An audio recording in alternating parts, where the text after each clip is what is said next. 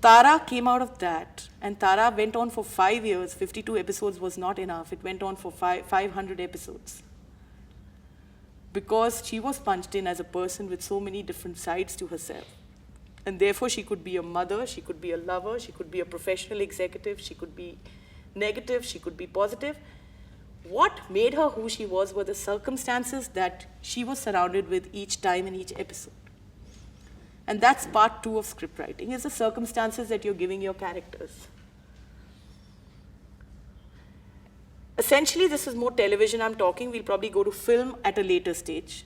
But television can only go on and on into long-running projects if you have characters which are strong, which are given loads of different personalities within themselves, not coming from the outside, driven by circumstances which we really, all of us, in any case, are in real life as well. And we must have circumstances upon circumstances available to us.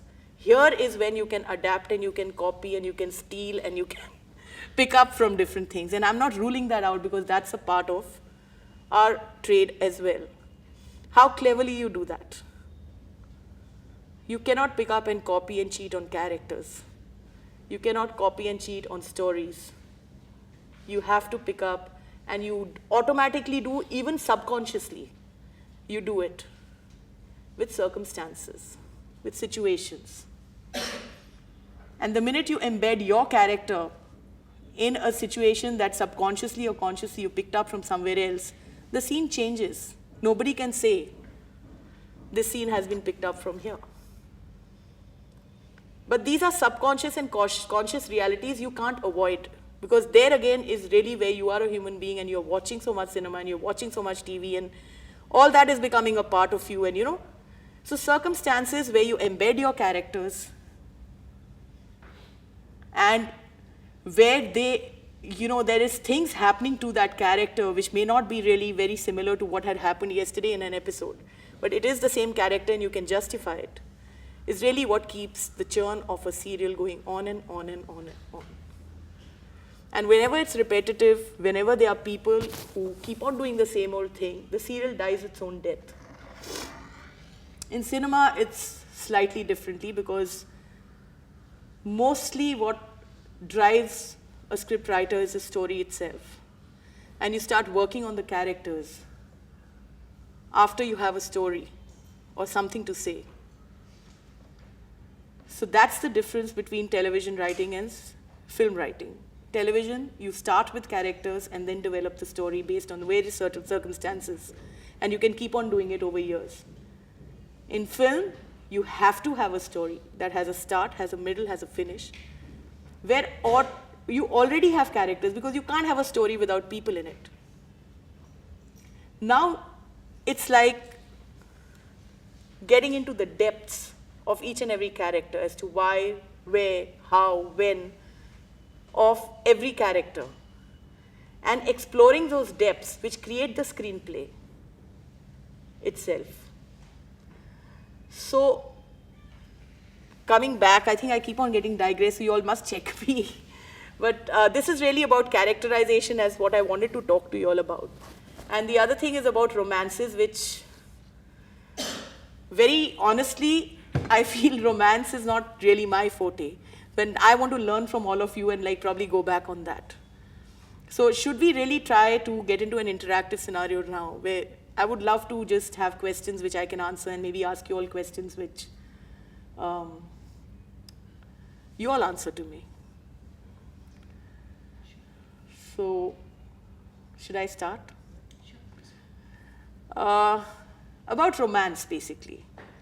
I'd like to know which is a love story somebody has, if someone can tell me in like 2 or 3 lines out of this entire audience, that has not been done before or not been visited before. Slightly tough one because I don't have an answer to this question. See, dialogues is the final stage of really the script, the screenplay I'd say. Screenplay and dialogues is actually one and the same thing. What really happens is, you know, if your characters are very well worked out, and you know them very well, a point in time comes during the writing of your screenplay when you're ready for dialogues, the characters start speaking themselves. Because at the end of the day, the dialogue is not necessarily just something that should be a great line. That great line has to come on its own. It cannot be a great line you put into that script. And that great line will come from the character himself, because the script is taking a story forward. There's scene 1 which is for a purpose. There is no scene ever which doesn't have a purpose.